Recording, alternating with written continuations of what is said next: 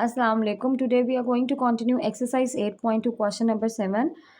Question number 7 is find equation of the line through 3 7. तो ये आपको एक पॉइंट गिवन है 3 7 and parallel to the line 4x minus 3y plus 1 is equals to 0. और वो जो लाइन है वो इस लाइन के पैरेलल है, ठीक है। तो ये हमारे पास बन रही है ax plus b y plus c is equals to 0। तो इसकी हेल्प से हम स्लोप ईजिली फाइंड कर सकते हैं। हमारे पास पॉइंट भी है, स्लोप भी आ जाएगी, तो हम पॉइंट स्लोप फॉर्म अप्लाई कर सकेंगे, ठीक है।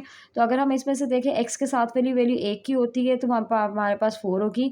वाई के साथ वाली वैल्यू बी की होती है तो वो हमारे पास -3 आ गया, और कांस्टेंट आपका सी होता है वो आपके पास 1 आ गया। स्लोप का फॉर्मूला होता है -a/b। ए की जगह ए की वैल्यू 4 पुट कर दी, बी की जगह बी की वैल्यू -3 पुट कर दी, माइनस माइनस से कट के और आपका आंसर 4/3 आ गया।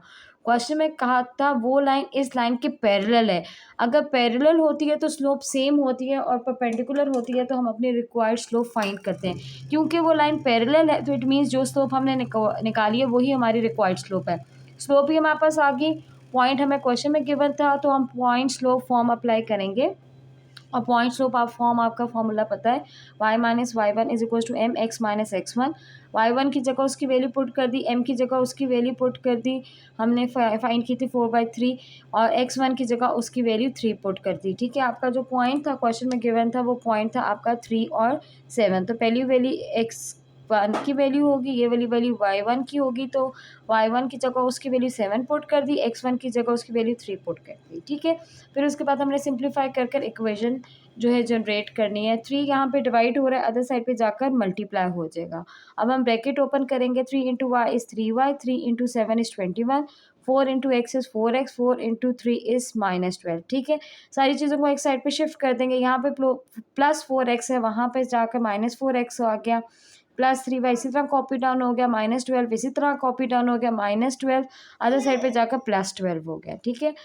-4x प्लस 3y इसी तरह कॉपी डाउन कर दिया क्योंकि हम इसको और सॉल्व नहीं कर सकते थे। -21 प्लस 12 किया तो आपके पास आंसर -9 है। यहाँ भी ट्राई कि हमारा जो स्टार्ट ऑफ द इक्वेशन वो माइनस साइन ना हो, तो हम माइनस साइन को कॉमन ले लेंगे और अंदर वाले सारे साइंस क्या हो जाएंगे, चेंज हो जाएंगे।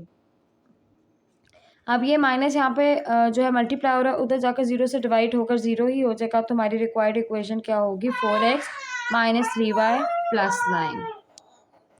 Question number 8 is find equation of the line through point given है -2 -1 and perpendicular to the line, ठीक है।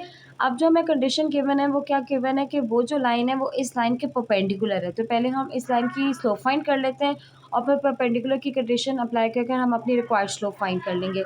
हमें पता है एक्स के साथ वैल्यू एक ही होती है, तो एक्स के साथ कोई भी वैल्यू नहीं, इट मीन्स एक्स के साथ 1 है तो एक ही वैल्यू 1 होगी।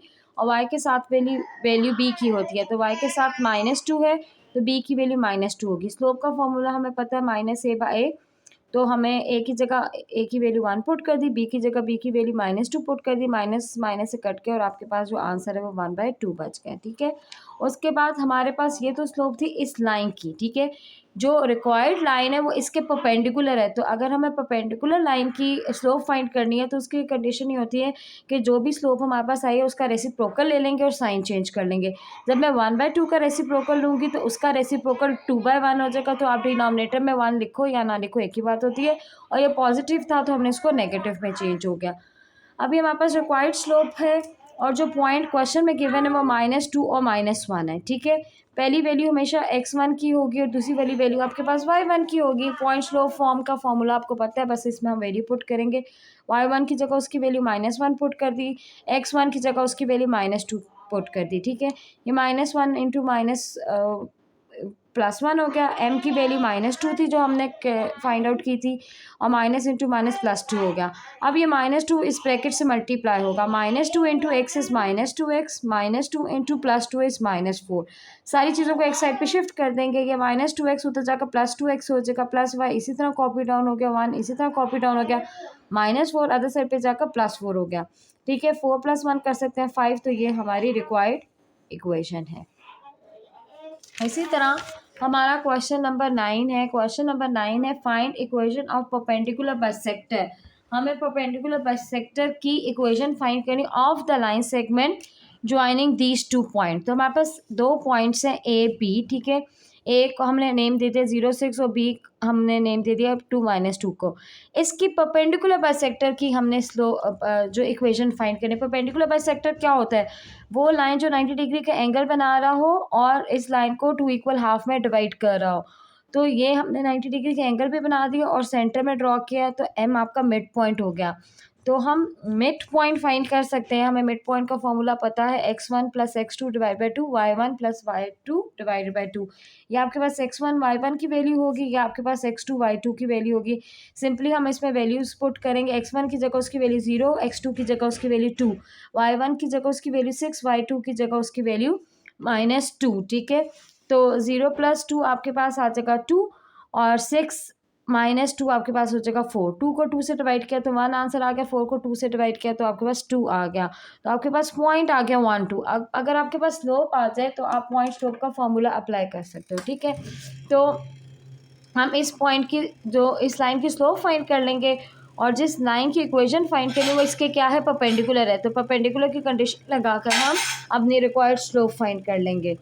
तो स्लोप का फॉर्मूला हमें पता है y2 - y1 divide by x2 - x1। y2 की जगह हम y2 की वैल्यू पुट करेंगे -2 और y1 की जगह उसकी वैल्यू पुट करेंगे हम 6। फिर x2 की जगह उसकी वैल्यू पुट करेंगे 2 और x1 की जगह उसकी वैल्यू पुट करेंगे 0। -2 - 6 will make your answer -8। 2 - 0 will make your answer 2। -8 को जब 2 से डिवाइड किया तो आपके पास आंसर -4 आ गया।